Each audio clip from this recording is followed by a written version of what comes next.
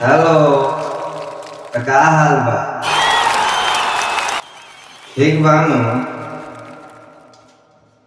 खराबे रही तो हम कौन ठीक कर दे। टेंशन या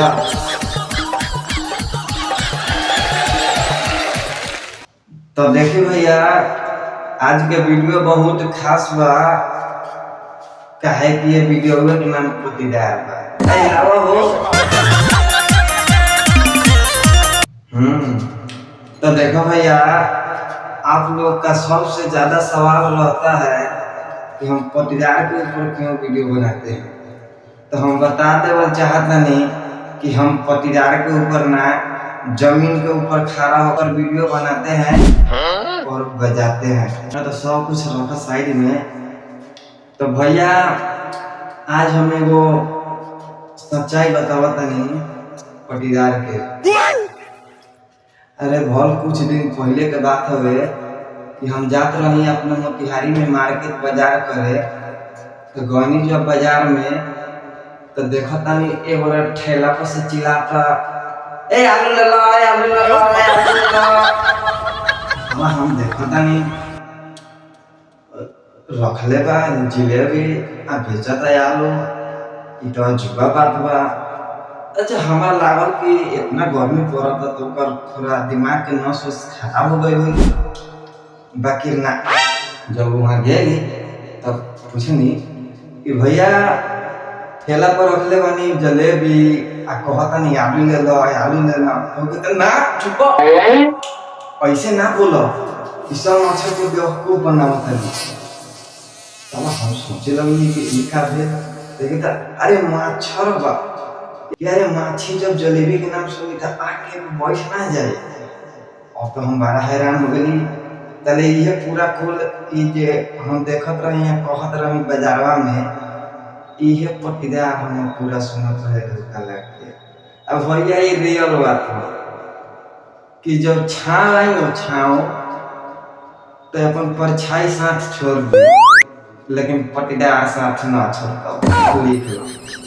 हाँ, तो वो लोग के बात तो खत्म हो गए बा।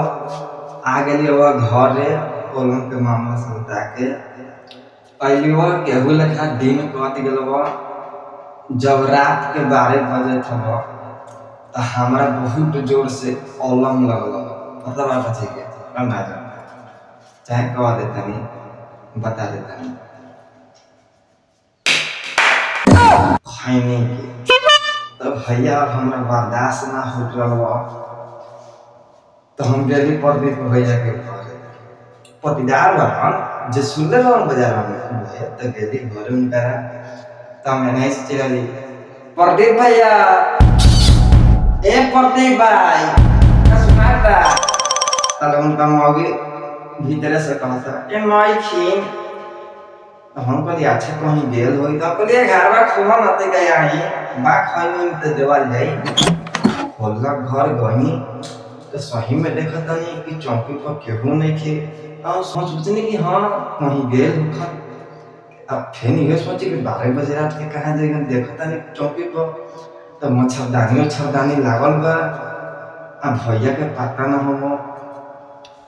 हम सोचनी अच्छा ठीक बा हम तो खैनी ले ले वैसे वहां से जाए के कोशिश करता ताले एक झलक लग गेल एक आदमी के गोर। अब नहीं घूर के देखा था तो पता चलल हम प्रदीप भैया से। हम साला हैरान हो गए। हम कहली भैया इतना रात के चौकी के नीचे क्या कर था। तो कही हो चुप गधा रे मच्छर के लागत कि हम चौकी पर सुतल बानी वही पर से मच्छरदानी पर हम मैंने नीचे तार पसार के सुतल बानी। हम सुन के पागल हो गए। मेरा मन ये क्या है भैया ये ना याद बा। अरे देखिए तो कोई के बात करत रहा हो मार्केट में तुझे पता है यार हम। तो भैया ये वीडियो को इतना बंद करता नहीं तो लास्ट में हम ये बात कहेंगे।